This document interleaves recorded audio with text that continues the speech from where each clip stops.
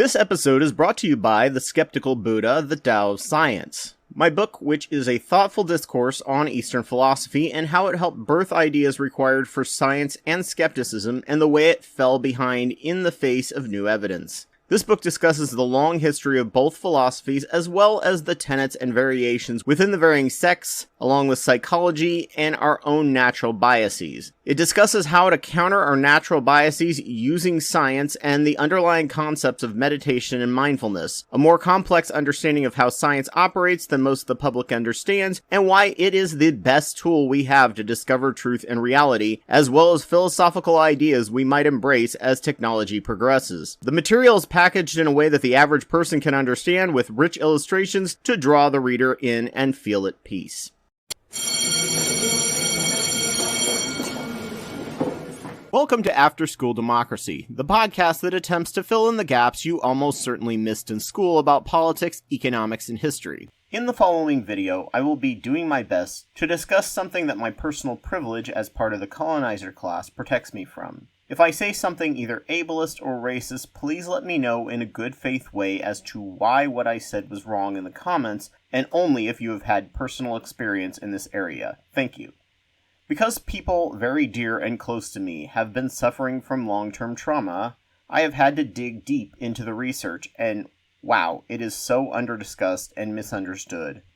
To the average person, PTSD is a reactionary fear response one gets from being in a war zone or acute violence. It involves reacting with violence or nightmares. Sadly, that's highly oversimplified. PTSD is caused by a repeated situational environment where you can't feel safe, so your brain adjusts to be perfect at dealing with terrible situations. Your mind becomes hypervigilant, as does your immune system. Your brain dissociates so you can be calm without panicking, so you can be clear-headed to survive the next crisis. Your mind gets stripped of all things not about survival. You are the master of survival. And then the environment shifts, and you come home from war, or you get out of an abusive relationship, get away from a narcissist, or learn to escape being violated, or depending on the situation, someone rescues you. You fight your way to the top, working hard to gain stability in your life. You reach it, and now you have no idea how to do anything else but survive. Your brain is locked in hypervigilant mode. Your immune system often attacks itself, causing autoimmune disorders. If you had chronic trauma as a child, you often are similar to people on the spectrum. You didn't learn key important social skills and body language because you were running on automatic just to survive. You didn't have any time to connect with humans in a safe manner and learn these skills in stages. If you were a soldier, you learned to use violence as muscle memory. Those who didn't often don't make it. That muscle memory is true of all people who experience trauma. Just like an athlete who learns how to master some of the hardest things the human body can do through constant repetition, so the movement occurs without even thinking about it, the trauma victim has mastered that. Survival is in their core. If social Darwinism was right, they would be the strongest to survive and thrive. It's not, though, and never was. If you put one monkey and one human on an island, the monkey will most likely survive.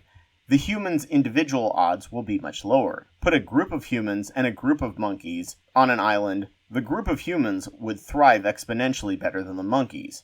That is our greatest strength as humans. We cooperate, we work together toward a goal, and for that reason, being social is just as, if not more important than surviving. So while the individual trauma survivor is a master of survival and in peak performance, they are still weak compared to a group of humans as a collective who know how to navigate the social system. Surgically removed individuals are useless to the collective. They're broken.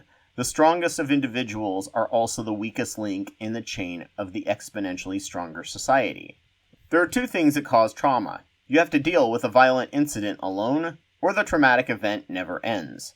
The ACE score, which is used to determine trauma, shows if you get a score above 4 out of 10, you will live a much shorter life than someone without it.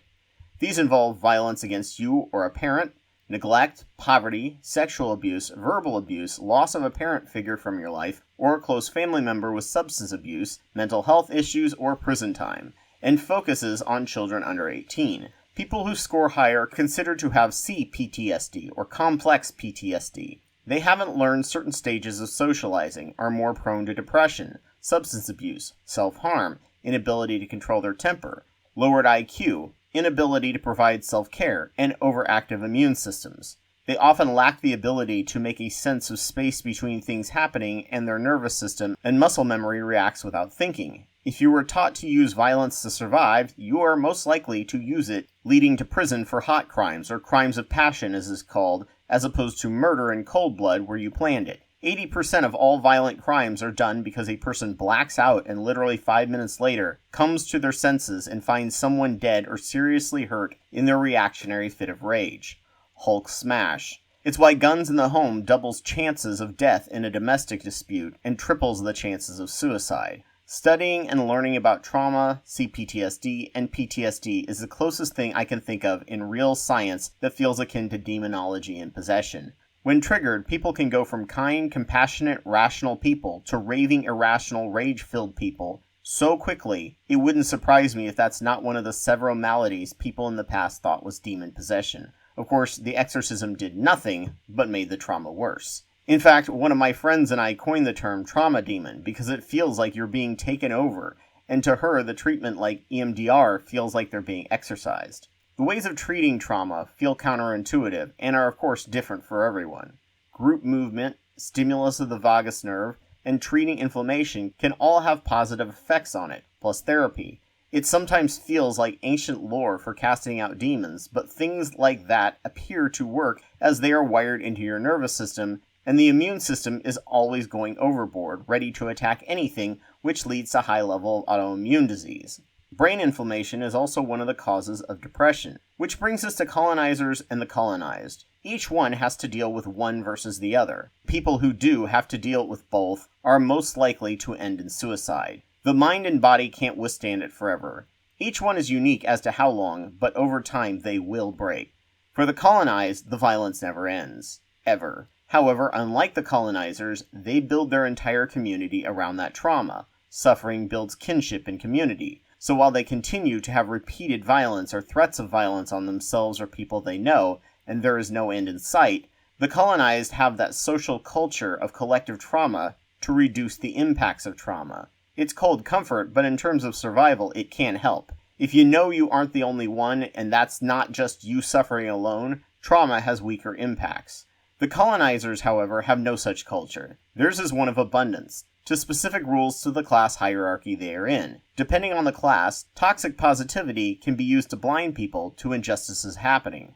That or apathy, or distraction. The just world fallacy is gospel, and if something is wrong, it must be something you did. Without shared suffering, community is weaker, as people have the option to be more self-reliant. It promotes the pull yourself up by your own bootstraps individuality, especially if the higher classes want you to blame the colonized for your problems. And without this community, the conversion of violence into trauma is much worse.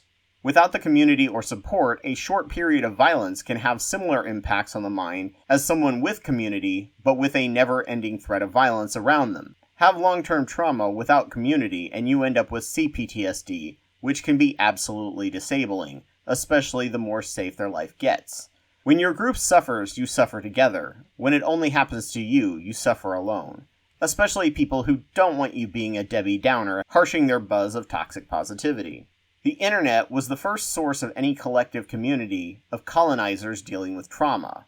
This has helped loosely create community and culture, but much too weak. But never forget, for the colonizer, the threat of violence does have an endpoint. If not, they will usually end up being found dead, often by their own hands. The lack of community allows for even the smallest threat of violence to become overblown.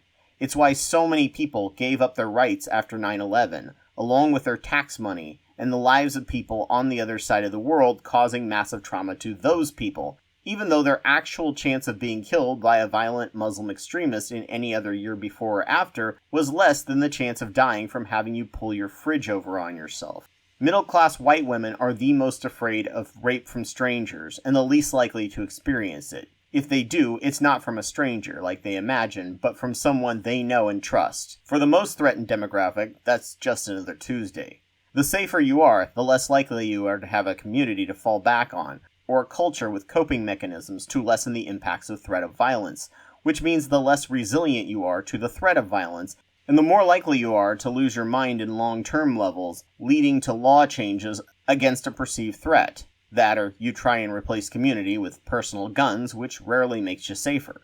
It's why the colonizers stay in power, divide and conquer. If the classes gain too much solidarity, or the lower class colonizers feel too safe, those with power will gin up fears playing the race, colonized, or marginalized card that the less resilient minds can't help but be double hit by. At the hedonic treadmill, where the brain adjusts to tolerate the levels of positive or negative stimulus one experiences on average long term, and for the colonizer, even the slightest bad thing is felt so much worse than by those who are used to terrible things happening. It's why bringing up the concept of privilege to a white person gets such a violent reaction. You're harshing their buzz of a just world fallacy, and that hurts worse than for someone who has experienced that a just world is a fallacy. It hurts, however, but it's not violence, just a perceived threat, just like how a bone that grew wrong requires re-breaking to grow correctly, or a needle hurts for better protection. In this case, what doesn't kill you does make you stronger, but untrue most often for the traumatized.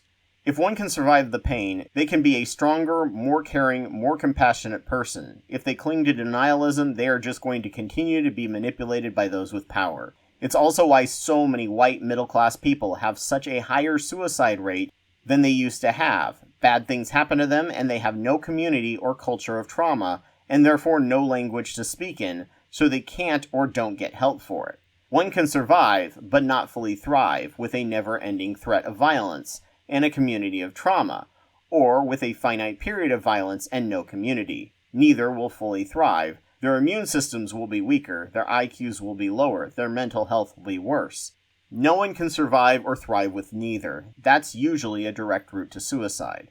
It's why if we worked really hard today of changing laws to fix systemic injustice, the soonest the colonized group would be truly free in all respects would probably be around 2060, as the average would have never or barely experienced the threat of violence, and the colonized will not be enslaved to a past trauma caused by colonization. There won't be anyone from their past in their heads, as is common with intrusive thoughts, denigrating them and enforcing that feeling of unworthiness and hopelessness because it never happened. Trauma never ever fully heals, but it can be severely weakened by community and ending the threat of violence. One needs both to truly heal and thrive. Fortunately for us, more and more understand their own trauma better, something that was just viewed as normal. Child molestation, child mortality, substance abuse, domestic abuse, and authority abuse were all so common, but purposely not discussed. That was just being a normal person. Add all the troops coming home from wars we should have never been in, and it just added to that. We're coming to grips with our collective trauma to the point that our culture in general is becoming more trauma-driven, though sadly often through appropriation of the colonized. However, this is generating more solidarity with the colonized, because they can relate, and so long as we can stay intersectional and not make it a trauma contest. In the long run, it's driving colonizers and the colonized together, even if in the short term it leads to the powerful getting short-term gains at the ballot box. Highly recommended books on understanding trauma are What My Bones Know by Stephanie Fu and The Body Keeps the Score by Bessel van der Kolk, though the latter is not recommended for the traumatized, as it discusses a lot of triggering things.